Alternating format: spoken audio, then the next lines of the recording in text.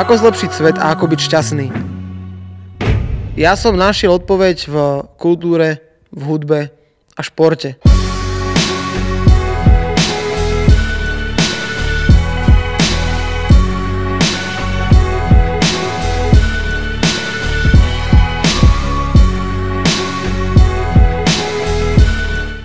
Hľadáš ľudí, ktorým sa páči to isté, spoločne niečo tvoríte, tancujete, spievate a tým rozdávate radosť ostatným, pretože keď dáš nejaké vystúpenie alebo zaspievaš niekomu, budeš na nejaký koncert, tak tú svoju energiu rozdávaš ďalej.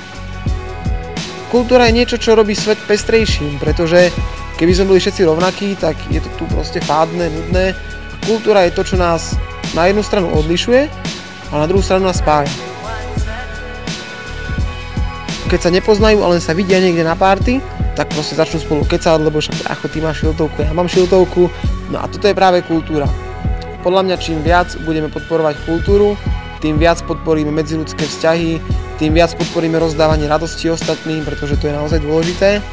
A ja som vždycky strašne úžasnutý, keď sme napríklad vystupovali v domove dôchodcov a keď sme zatancovali moderný hip-hop, breakdance a videl som tých ľudí, tých dôchodcov, ako sa usmievajú, ako sú šťastní proste z toho, že im tam niekto niečo predviedol, že sme rozdali tú energiu, ktorú máme v sebe im a bolo to naozaj krásne, bolo to pre mňa veľmi dojímavé.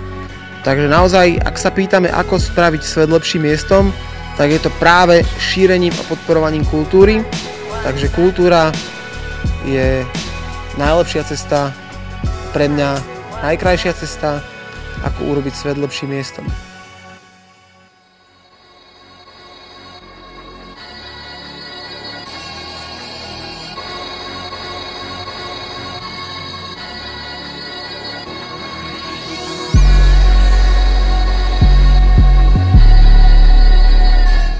Ten problém vidím práve v tom, že bežní ľudia sú obklopení strašne veľa nadáciami a strašne veľa prosbami o pomoc a ľuďmi, ktorí proste pýtajú peniaze na ulici a rôznymi charitami, že proste zabúdajú, že tá kultúra sa naozaj nepodporuje. No a aj zo strany štátu alebo veľkých firiem sa nám tej pomoci nedostáva veľa a chceli by sme od vás 2% z daní pre naše združenie, pretože sa snažíme rozvíjať tú kultúru už strašne dlho.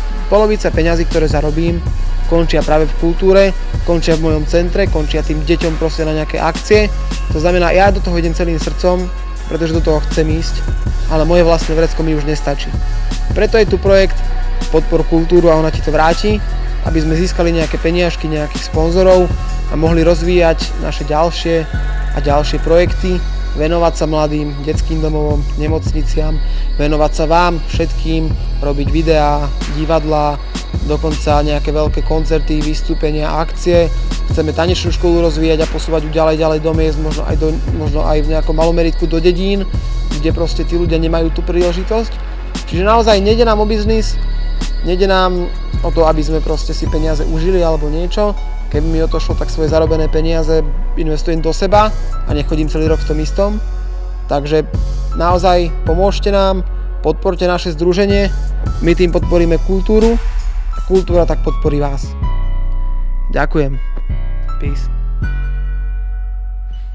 To mi stačí, to som povedal pekne, dnes pozrieť druhú tému.